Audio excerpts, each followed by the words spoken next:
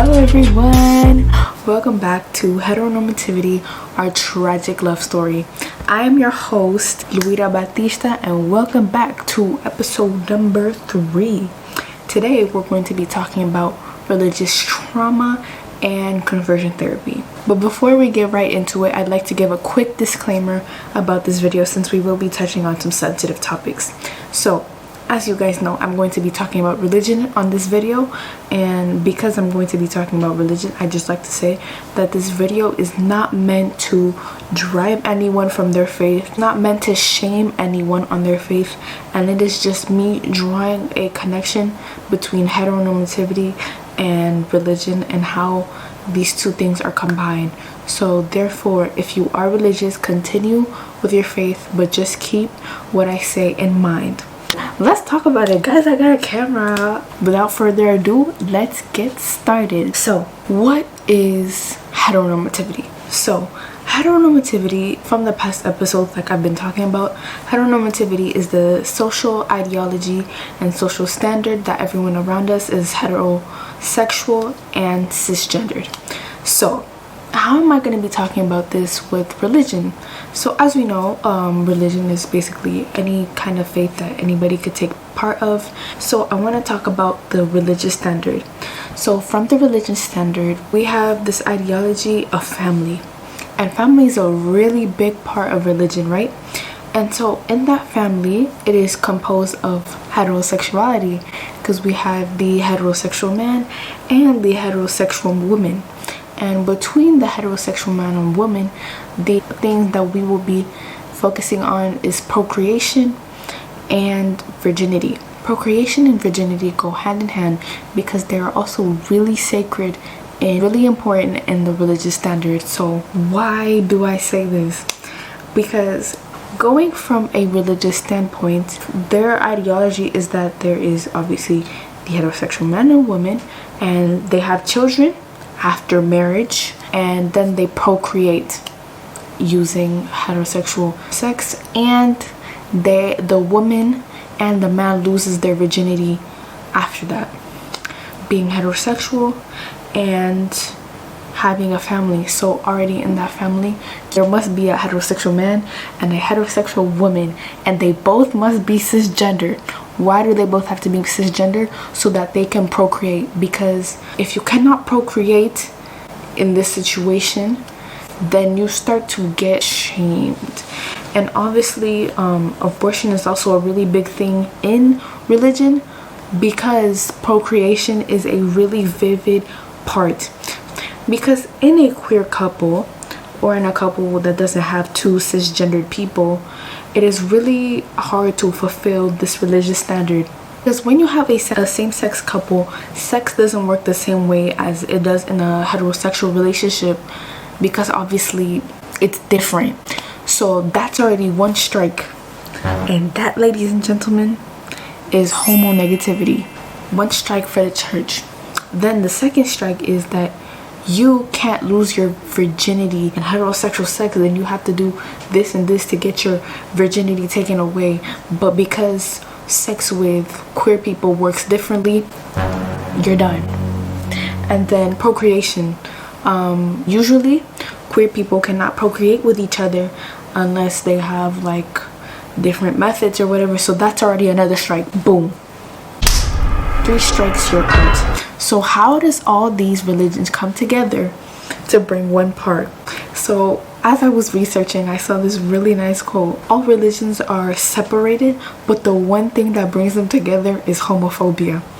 Homophobia brings them together because queer people don't fit into that narrative. They become homophobic.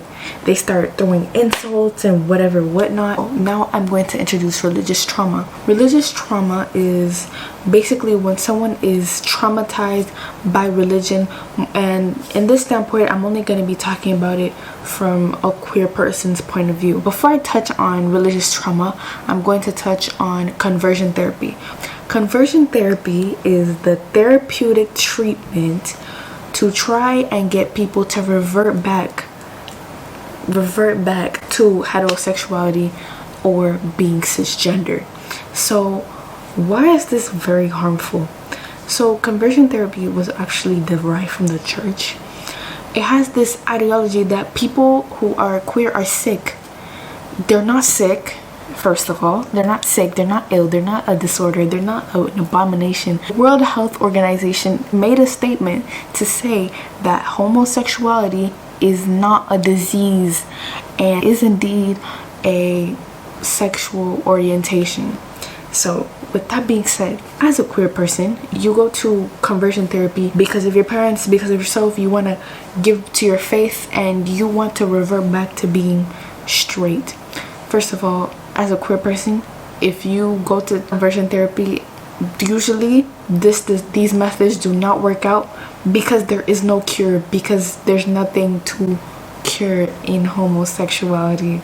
So this is something to be really keen about. Like, keep in mind, most of these treatments don't end up doing anything because people usually end up being more suicidal, more depressive, and end up going to addictions such as drugs and alcohol. Because if you don't get back to what they had planned for you, you have two options basically. It's either you can't do it, you can't go to being cis or heterosexual, or you do make it and you pretend and swallow up the pain as long as you possibly physically can. So how does that relate to religious trauma? Religion has affiliated your way of thinking and you went to conversion therapy, or maybe you didn't. For example, I know there's a huge example that queer people, they used to pray to get back or to feel normal so that they didn't come out as they were and they could fit into the standard. So that is religious trauma because it's already creating an internalized homophobia because you can't be who you are because of what society has set up for us or what religion has set up for us. So as a result, it creates religious trauma. So for people that go, or to people that have been to conversion therapy, that is religious trauma because it has traumatized them in the way that they have been so ashamed and so insecure with who they are because they weren't able to fit into the standard. So as a result, it's only done more damage. It must feel like something horrible because you want to be a part of the machine, but your pieces are just different and you just don't align with it. And then when you have family pressure, or you're even worried about your faith if it will be in jeopardy. So heteronormativity and religion have gone hand in hand because this family ideology has not done anything but hurt people.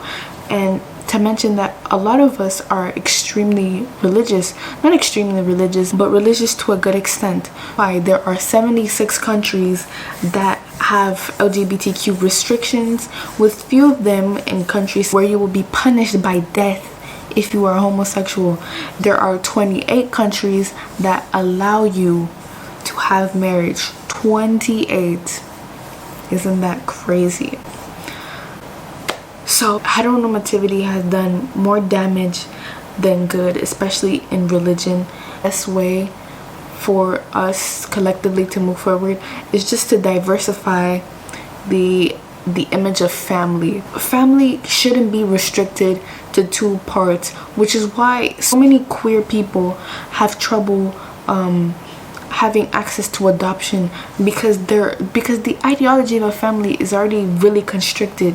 So I think to move forward as a society, we should only learn to be more respectful and to diversify our ideologies of family and being more inclusive as an environment. Thank you guys so much for watching this video, and you guys stay blessed, stay smart, stay educated, and I wish everyone nothing but the best. And please like, share, and comment so that I can bring more content to you very soon, and I will keep having fun. Bye guys.